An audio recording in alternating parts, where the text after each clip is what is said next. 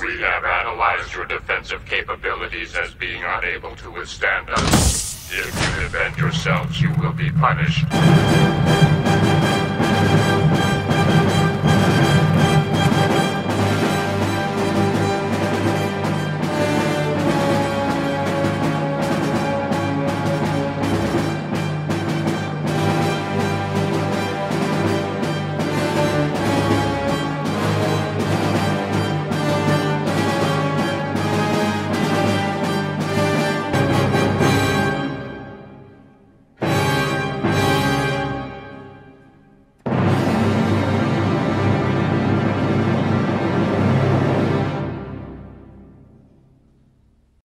As always, I want to thank my newest patron supporters, Paul, Malysz, and Shifty. Thank you for helping me keep on keeping on. Last time, we looked at part 1 of this epic story, Best of Both Worlds. We talked about Riker's fear of the captain's chair, Admiral Hanson's struggles with pedophilia, and the original inspiration for Sir Mix-a-Lot. Oh, and the arrival of the Borg.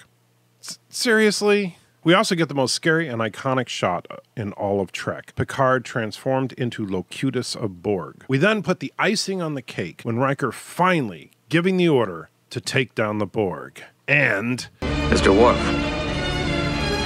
Fire. Oh boy, alright, here it comes.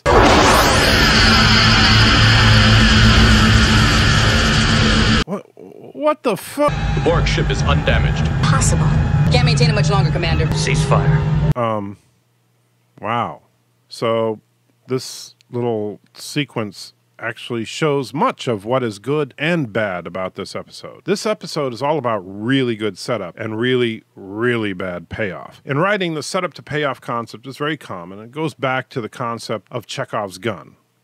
Well, not that Chekhov, this one. The concept of Chekhov is simple. Do not show a gun early in a story if it's not going to be fired later. Sometimes this is done masterfully well, such as in the film Aliens, in which early on in the film, we find out that Ellen Ripley can only get a job on the docks working a futuristic forklift referred to as a power loader. Well, it seems that element is brought into the story so that we can see Burke manipulate Ripley into going on the mission, since that's the best job she can get, and really what she wants to be is a pilot, and Burke offers to get her pilot status reinstated if she goes. However, we find out later that the forklift in question is more like a mech suit, and Ripley's skills with it help her bond with the Marines. But then in the end, she also uses the loader to do battle with the alien queen. So the setup is that Ripley has skills with a forklift. The payoff is that the one thing she can use to fight the alien is a forklift. The entire first part of Best of Both Worlds was a huge setup. Riker was ready for command, but unwilling to take the job. Shelby was willing to take the job, but not ready. Picard felt that the end was upon them. The Borg could only be stopped by a weapon that would no doubt kill Picard. The entire show seemed to hinge on the idea that we were going to see a season 4 of Star Trek The Next Generation become the adventures of Captain Riker with his first officer Shelby. And I have to say, I was on board with the idea. But then we run into the real problem of this episode. Part 2 was not written by the same people or even at the same time as Part 1, and it shows. In fact, in a very real sense, Best of Both Worlds Part 1 and 2 are to Star Trek what The Force Awakens and The Last Jedi are to Star Wars. Albeit Best of Both Worlds Part 2 is not a complete train wreck like The Last Jedi, but in both Best of Both Worlds Part 1 and The Force Awakens, we see this massive buildup. New characters introduced, a single looming threat with all hope placed both symbolically and literally in the use of a specific weapon, and at the end of The Force Awakens and Best of Both Worlds Part 1, the weapon is now in position and ready. Cliffhanger. After waiting in anticipation of what will come next, well, in both cases, we are let down, to say the least. In Star Wars, of course, they literally just throw the weapon away like it was garbage. Clip 2. And while Best of Both Worlds did not flip the proverbial bird at the fans, the resolution of the build-up was, shall we say, underwhelming. I mean, we spent all this time waiting to see the ultra-mega weapon in action, and we get, well, frankly, what looks like fairy dust shooting out of the dish. And it does nothing. At all. Locutus then informs them that Picard's knowledge and experience are a part of the collective, so that there is nothing that they can do, because there's nothing that they don't know about the Enterprise or the Federation. And to prove his point, he calls Riker by his nickname. All resistance is hopeless. Number one.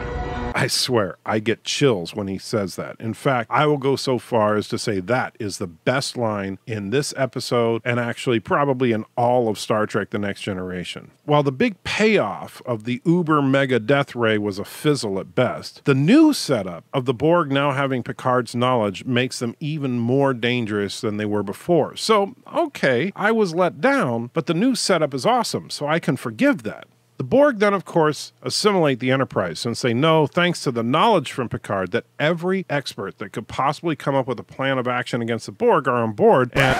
Oh, wait, no, that's not what they do. That's what the Borg would do if they didn't suddenly become stupid.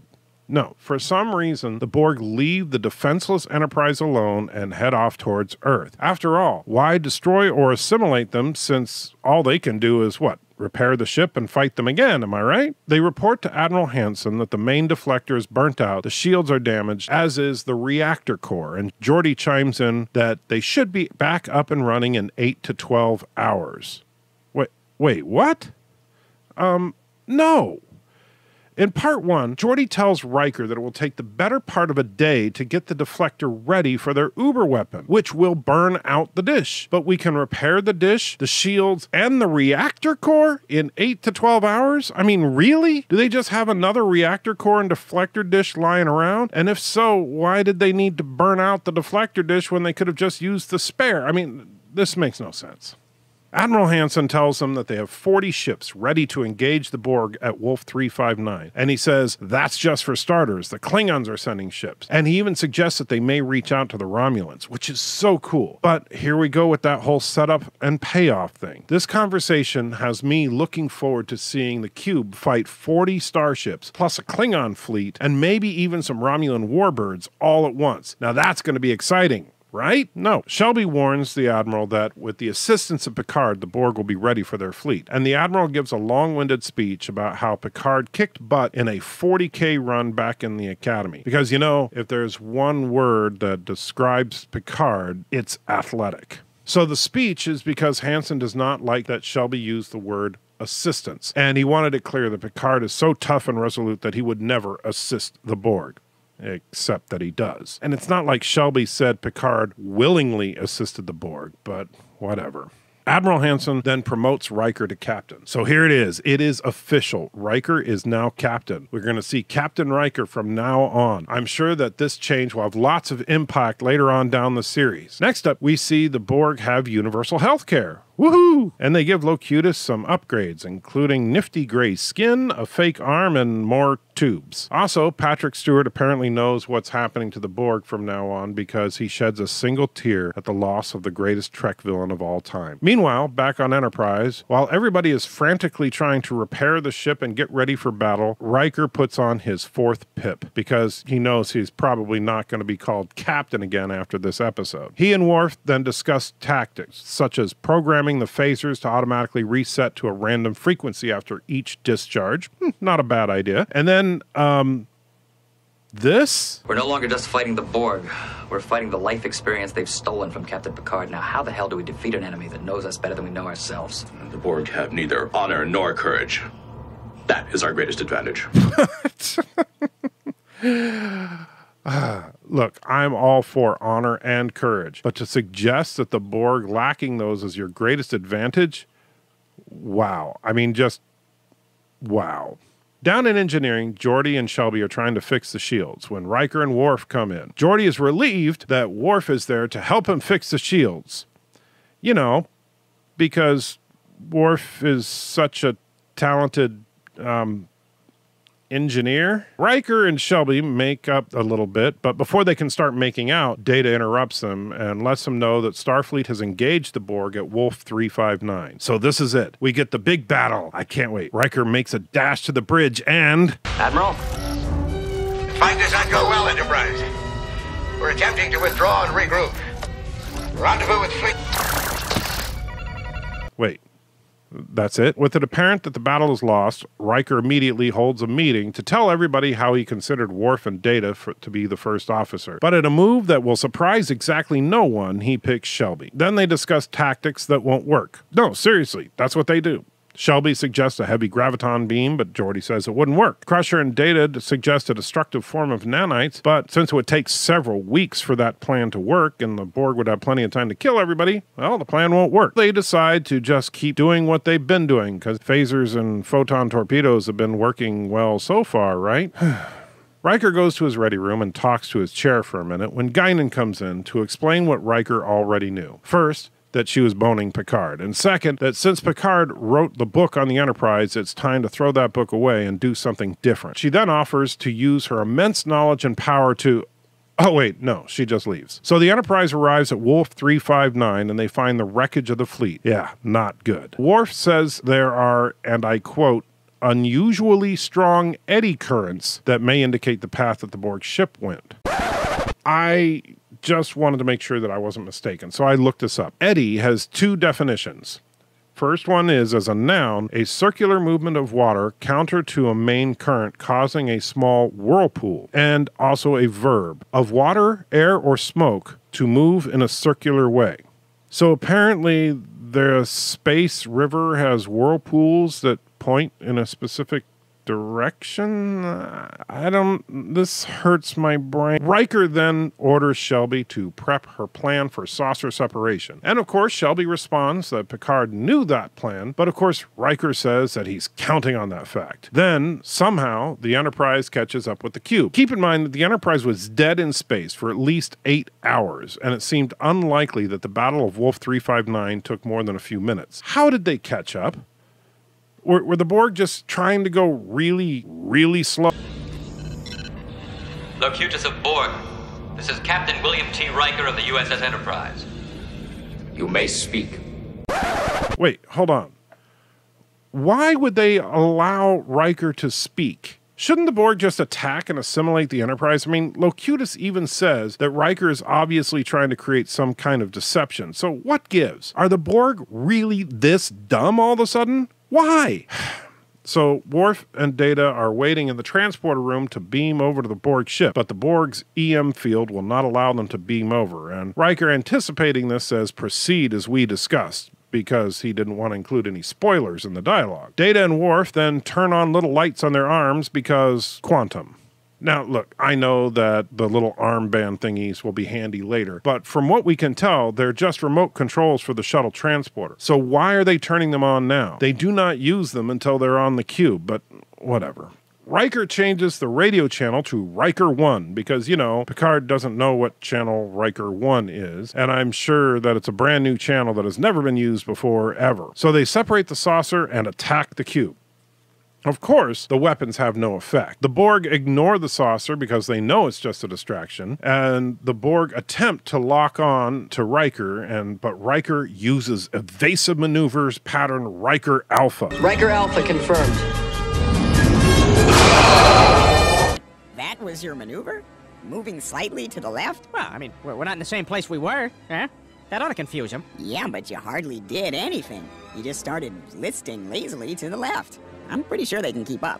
Where do they go? There they are. They're listing lazily to the left. Go left, left. Boy, this guy knows some maneuvers. So then they go to phase 2, which is to fire an antimatter spread, which apparently, well, from the looks of it, looks like they're shooting antimatter fireworks out of the phaser array somehow. Best not to think too hard on that one. So the Borg, who know, because, of course, Picard was briefed on the saucer separation idea, so they ignored the saucer because they knew it was just an attempt to distract them, and they turned their full attention to the saucer because it launches fireworks, and apparently the Borg are also incapable of focusing on more than one thing at a time for reasons. So Data and Worf, still with their little light thingies on, take off from the shuttle from the saucer. So wait, the saucer was going to be a distraction, so why did the shuttle launch from the saucer? Huh? The Borg tractor beam has moved toward the antimatter spread. They might be picking up the engine ionization from the shuttle. Data, cut your engines. Take her in unpowered. wait, if they're in space and they cut off the engines, how can they maneuver the shuttle unpowered? Whatever. So Worf and Data beam onto the cube and start busting up the place. The new phaser chip works, and the Borg do not, I repeat, do not adapt to these phasers. They grab Locutus and beam back to the shuttle using their armband doohickeys. Again, why did they turn them on while they were in the transporter room? Anyway, they get the shuttle outside of the Borg electromagnetic field and beam back to the Enterprise. Mission accomplished, I guess? The Borg realize that Riker is awesome, so they just leave for reasons. So now that they know how to beat the Borg, they let everyone know that they need to modify their hand phasers with the randomizer chip and attack the Borg from within the cube, because they have no defense against these hand phasers, nor do they have any kind of ranged attack. Or, no, I'm sorry, that's what I would have done. What they do is study Locutus to find a weakness. And Dr. Crusher finds the nanite. Oh, wait, no, the Borg don't use nanites. The only mention of nanites that they had, it was when Dr. Crusher suggested using them against the Borg. No, she finds that the implants are just implants, but they are rewriting his DNA. Riker wants to wake him up so they can hopefully get information from Picard about any possible weakness of the Borg. They wake him up and he just starts talking about how awesome the Borg are. You will be assimilated, blah, blah, blah. Speak for the Borg, blah, blah, blah. Really, Locutus is clearly just Picard, only now he preaches the Borg gospel instead of the Federation. I wonder if Locutus is as racist as Picard. Worf, Klingon species, a warrior race. You two will be assimilated. The Klingon Empire will never yield. For all species. I like my species the way it is. A narrow vision. You will become one with the Borg. You will all become one. The android, Data, primitive artificial organism. You will be obsolete in the new order. Yep, that's Picard, all right. Data finds the signal that the Borg hive mind used to communicate. Riker asks if it can be blocked. Can't we block them? Possibly. But as you may recall, on several occasions, we have witnessed the Borg removing key circuits from injured comrades. And of course, several means once, ever. No doubt separating them from the group consciousness. The injured Borg immediately self-destructed. Is correct, sir. Cutting the link to Locutus might be fatal to the captain. Crusher says that without the signal, she could just use microsurgery to remove the implants. Yep, no nanoprobes or nanites or any of that. Data gets the idea that they could just hack their way into Picard. Sure, why not? Meanwhile, the Borg have entered Sector 001, so Data begins hacking the Borg. Then, we finally get the big space battle when the Mars defense perimeter engages the Borg and it's over. Never mind. Data hacks into the Borg just as the Borg reach Earth, which seems to have the Borg nervous, so they do not attack Earth and instead turn around and come after the Enterprise. Riker asks Data to attempt to place a command into the Borg collective in order to stop the attack. And while Data works on this, they re-watch Best of Both Worlds Part 1. No, really. All of these visual effects for the final battle with the Borg are simply reused shots from the last episode, Part 1 of this same story. All the important systems have a firewall, so Data cannot stop the Borg. But then, out of nowhere, Picard suggests that Data tell the Borg it's nap time, so Data tells the Borg it's nap time, and then the Borg go to sleep, and for some reason, explode? Yeah, Picard is fine. Shelby leaves to go help rebuild the fleet. Riker apparently gets demoted back to commander, and everything is back exactly as it once was. Well, except that Picard will never be the same until 2 weeks from now when he's perfectly fine. At this point, it should be no surprise to you why I'm reviewing Part 1 and Part 2 separately. Part 1 was a masterpiece. Part 2 was another episode. Honestly, Part 2 was not bad as much as it was just average. The only thing that elevates this episode is what came before it. It's the conclusion to a story. Not a horrible one, just a satisfactory one. And with the insanely good writing, direction, acting, and visuals of Part 1, having Part 2 just be okay is one heck of a letdown. The fact that all the visual effects from the final battle were recycled shots from Part 1 is flat out insulting. In the end, I'm giving Best of Both Worlds Part 2 a 6 out of 10. There was no climax to this Borg story. It just ended. And with it ends the era of the Borg being an awesome villain. But hey, just because the Borg will suck moving forward doesn't mean they won't milk it for everything they can. And let the milking begin next time with Borg. Until then, take care. We are the Borg. Resistance is futile. You will lower your shields and click on the like button and leave a comment for the anti-tracker. If you have not before, you will hit the subscribe button and the notifications icon so that you can hear more from the anti-tracker. If you have suggestions on how to improve this channel, you will leave a comment in the comment section below. If you appreciate the work put into these videos, you will go to https://www.patreon.com/Michael J. Crawford, link below, and support this channel. Excuses are irrelevant. You will comply.